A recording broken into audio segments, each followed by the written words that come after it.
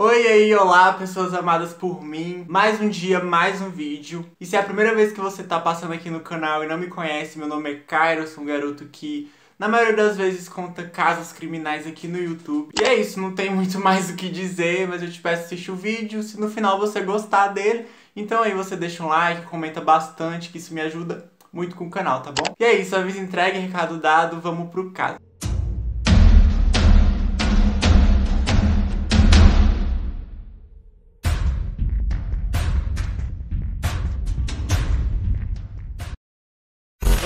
Muitos de vocês me pediram pra falar desse caso, eu vi que teve bastante comentário, mas eu fiquei com um pouco de receio, admito, pelo fato da pessoa que passou por tudo isso ter um canal, contar sobre a sua história, então eu não queria ser invasivo.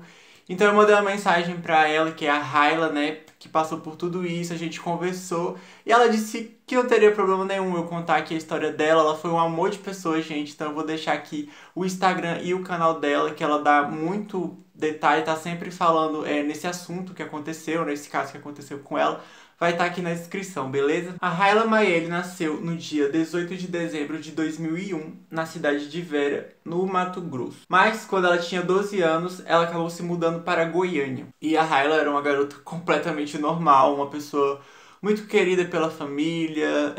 Ela também tinha suas amigas, um grupinho de amigas que ela era bem mais próxima, o que é completamente comum na época. Ela tinha 14 anos de idade, ela era uma adolescente.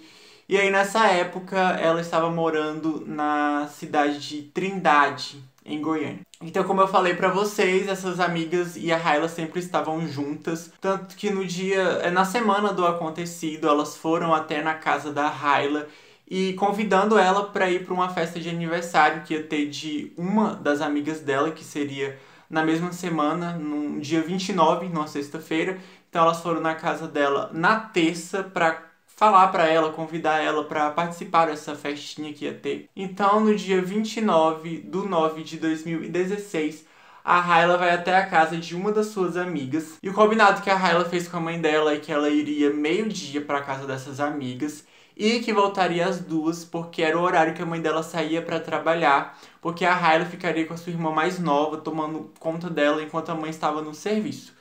Então tava tudo certo, deu meio-dia e tal, a Raila foi pra casa das amigas. E aí a Raila conta que ela tava na casa dessa amiga e elas duas estavam conversando quando do nada entrou outra menina, uma outra amiga dela, e passou correndo pra dentro do lote e fechou o portão com força.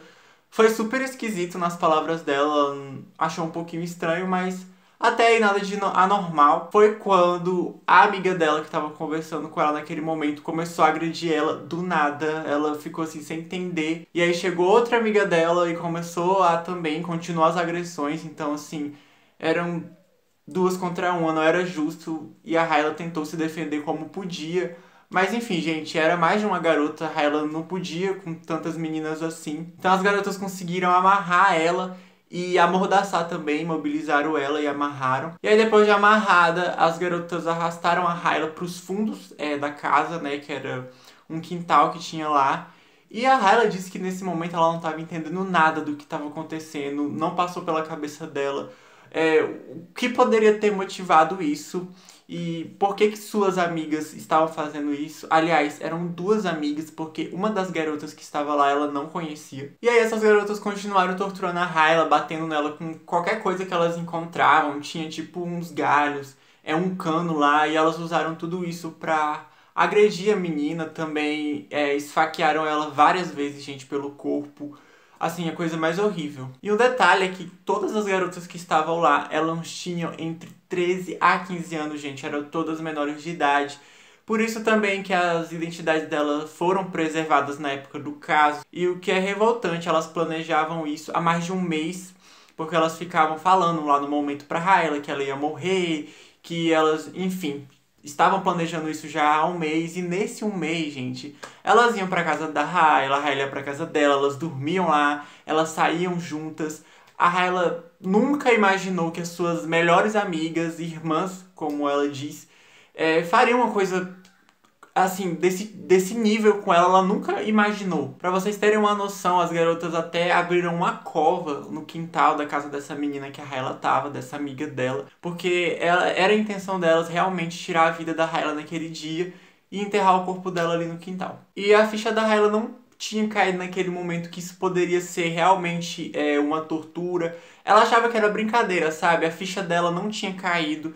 Ela não queria acreditar que as suas melhores amigas estavam fazendo isso com ela. Então ela achava que qualquer momento aquilo ali ia acabar, que alguém ia chegar dizendo que era uma pegadinha e tal. Mesmo ela estando ferida, assim demorou pra ela ter uma reação. As garotas fizeram até uma listinha de coisas que elas iam fazer com a Hyla, tipo, sei lá, esfaquear, bater, tacar pedra, cortar o cabelo. Tipo, elas tinham uma lista de coisas que queriam fazer com a garota antes de tirar realmente a vida dela, o que eu acho, assim, gente, sinistro. Essas agressões, elas começaram à 1 da tarde, mais ou menos 1 da tarde, e duraram até mais ou menos às 4 horas, então, assim, gente, foi muito tempo.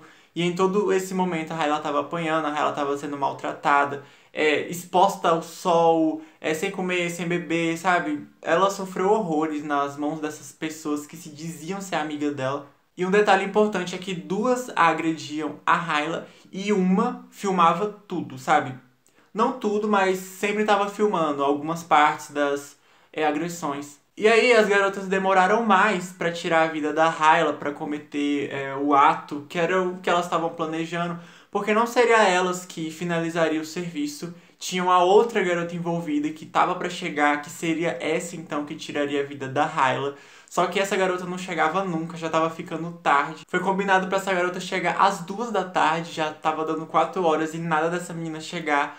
Isso porque o ônibus que ela pegou pra ir até a casa dessa menina quebrou, porque ela não morava no mesmo bairro, o ônibus acabou quebrando e foi por isso que ela se atrasou pra finalizar o serviço. E as garotas começaram a ficar muito preocupadas, no momento do ataque e tal, dessas coisas todas, não tinha nenhum adulto em casa, é óbvio, não tinha ninguém. A mãe dessa garota, que era a dona da casa, estava trabalhando. E isso que deixou elas mais preocupadas, porque ela podia chegar do trabalho a qualquer momento e a Hyla ainda estava lá amarrada. E aí elas decidiram que não ia esperar mais e que elas mesmas iam tirar a vida da garota, que não dava mais para esperar. Então elas deitaram a Hyla nessa cova e aí uma das garotas pegou uma faca e foi para acertar o peito da Hyla, só que aí neste momento a Hyla virou e a faca acabou pegando no seu ombro. E aí foi neste momento que a Hyla fez uma coisa que nem ela mesma sabe explicar. Ela disse que não se lembra direito como foi que aconteceu, mas ela conseguiu, gente, saltar da cova e pular perto de um pé de jabuticaba que tinha lá no final, que era tipo um corredor, e no final tinha esse pé de jabuticaba que era encostado no muro. Então a Hyla conseguiu pular dessa cova, pular no pé de jabuticaba, e do pé de jabuticaba ela pulou em cima do muro, assim, muito rápido, questão de segundos. E detalhe é que ela tava com as mãos e os pés amarrados. Gente, foi muito rápido, foi tão rápido que as meninas nem conseguiram pegar ela. Ela foi, sim, muito rápido, ela não sabe explicar como é que isso aconteceu. As garotas ainda tentaram pegar ela quando ela tava em cima do muro, mas aí a Hyla não quis nem saber, não esperou. É óbvio, ela pulou pro outro lado do muro. E foi pulando, na verdade, ela pulou 3 muros seguidos, gente, com as mãos, pés amarrados e com a faca encravada no ombro. Então a Hyla resolveu tirar a faca que estava cravada no seu ombro, porque na cabeça dela ela achava que se ela deixasse essa faca ali, podia coagular sangue, dar algum problema, então ela tirou. E aí quando ela tirou essa faca veio muito sangue, gente, assim, muito mesmo, porque meio que a faca estava estancando o sangue, então quando ela tirou, saiu tudo. E a Hyla conta que em uma dessas casas que ela pulou, a dona da casa viu ela, mas não prestou nenhum socorro, nenhuma ajuda. Ela disse que não sabe o porquê, talvez porque a dona de lá pensou que, sei lá, ela devia estar fugindo da polícia, ela mesma conta isso no vídeo dela. Mas enfim, ela não prestou nenhuma ajuda pra ela. Até que uma mulher que era conhecida da Hyla, conhecia ela lá pelo bairro e tal, viu ela em cima do muro. Pelo que eu entendi, essa mulher era vizinha dessa outra vizinha que não quis prestar socorro pra Hyla. Então ela viu a Hyla nessa situação e pediu pra ela pular pra dentro do lote dela, que ela ia ajudar. Mas nesse momento a Hyla tava super fraca, ela disse que a visão dela tava embaçada. Como eu falei pra vocês, ela tinha tirado a faca e tinha perdido muito sangue, então é um dos motivos pra ela estar nesse estado. E ela conta que ela não estava enxergando nada, mais nada, ela só conseguia ouvir a voz dessa conhecida chamando ela, mas ela não sabia para onde estava indo. Foi quando ela sentiu a mão dessa mulher puxando ela e jogando ela para dentro do lote, né? Então ela conseguiu pegar a Riley e colocar na casa dela. Então essa mulher tratou, deu os primeiros socorros para Riley, desamarrou ela, cuidou dela, das feridas e tal. E aí a Riley disse que se lembra de ter muita sede, pedia muita água para essa mulher. Ela ficou, gente, mais de 3 horas exposta ao sol sem poder beber nada. Então ela estava muito desidratada, mas essa moça não deu água para ela porque ela disse que ela poderia passar mal e tal. Então essa vizinha entrou em contato com a mãe da Riley. E a mãe da Riley, assim, foi na mesma hora, desesperada, gente. A mãe da Riley chega e aí elas ligam pra ambulância, né? Mas a ambulância acaba que não vem. Então, o primeiro intuito delas foi ir na rua pedir carona, porque, enfim, ninguém tinha carro conhecido e tal. Elas não tinham carro, então essa foi a reação delas e foi o que elas fizeram. Foram na rua e o primeiro carro que parou, elas entraram e esse carro deu uma carona realmente pro hospital. A Riley foi examinada e o estado dela era grave. Ela poderia morrer por infecção de alguma ferida, ou pela perda de sangue, ou porque ela estava desidratada demais. Como eu disse, ela ficou exposta ao sol muito tempo sem beber água. Era tão crítico o estado dela que os médicos até falaram para a família que se tivesse parentes distantes que não viam ela há muito tempo, que era para chamar, para ver ela, porque eles não tinham uma certeza se realmente eles conseguiriam fazer alguma coisa por ela, se ela viveria. Enquanto os médicos cuidavam da Riley, uma das garotas que participou disso, a que filmou, no caso, ela foi até a porta do hospital para ver como é que a Riley tava. E aí ela acabou entrando em contato com os policiais que estavam lá e ela disse que ela tinha gravado tudo. Então ela entregou a história toda, ela mostrou o vídeo das agressões para os policiais. Esse vídeo depois acabou vazando. Sim, foi parar na internet, na televisão, vazou em todas as redes sociais. A Riley ficou internada há algum tempo. Ela teve que levar alguns pontos na cabeça por causa das feridas e teve no braço o tendão rompido. Ela fez algumas cirurgias e até hoje ela não tem 100% dos movimentos do braço. E a família da Riley mudou de casa para outro bairro porque todo mundo já sabia onde elas moravam. E assim, essa história ganhou a mídia, então todo mundo saiu espalhando onde a Riley morava e tal. Tinha muita gente. Esse caso ficou conhecidíssimo, não só em Goiânia, mas como no país inteiro. Então, elas acharam que seria melhor mudar de casa, porque, enfim, gente, é muito perigoso. Tem muita gente, assim, maluca, que vai no endereço das pessoas. A gente não pode confiar. Então, não foi difícil para a polícia chegar até essas garotas que fizeram essa barbaridade com a Riley. Até porque elas moravam na mesma cidade e tal, e todo mundo sabia quem era. O vídeo foi vazado, foi muito fácil achar. Elas também não tentaram fugir, nem nada disso. Elas estavam vivendo a mesma vida normal. Então as garotas foram pegas num domingo e na segunda a Riley teve que ir na delegacia para prestar o seu depoimento. Mas até esse momento, gente, a Riley não fazia ideia que o vídeo dela tinha vazado. Ela nem estava se ligando nisso. E aí foi quando ela viu o vídeo dela passando na TV. E aí ela ficou assim, gente, o que tá acontecendo? Então ela pediu pra mãe dela o celular, que estava com a mãe, e lá ela tava em vários grupos, e nesses grupos, gente, quase todo mundo tava falando desse assunto.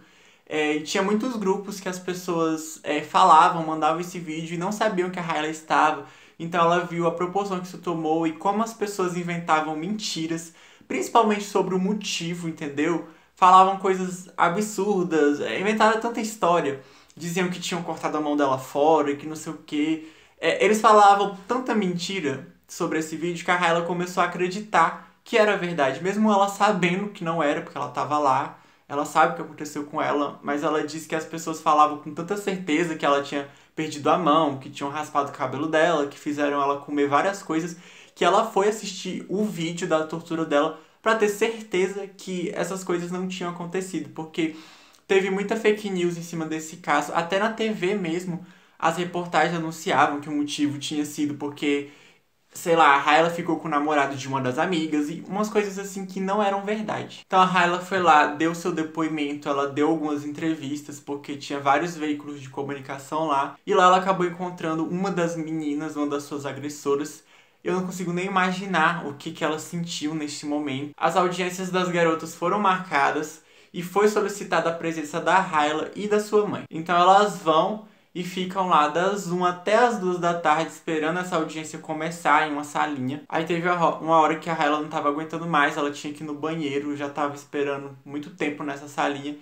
E aí ela disse que quando ela abriu a porta pra sair, ela deu de cara com uma das suas agressoras, que estava escoltada por 2 policiais. E aí ela disse que pensou que a audiência era naquele dia, né? Porque eles ligaram pra ela, gente, marcando e tal, falaram que elas tinham que comparecer no fórum, mas em nenhum momento eles falaram que era o dia da audiência das garotas, eles só falaram que ela e a mãe tinham que comparecer no fórum, elas não questionaram.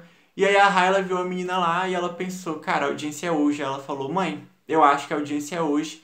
E a mãe dela nem queria acreditar, não, não é. E realmente, aquele era o dia da audiência. Então a Hyla foi, deu seu depoimento e depois ela quis ir embora. Ela poderia fazer isso, dar o seu depoimento e depois ser liberada para ir para casa.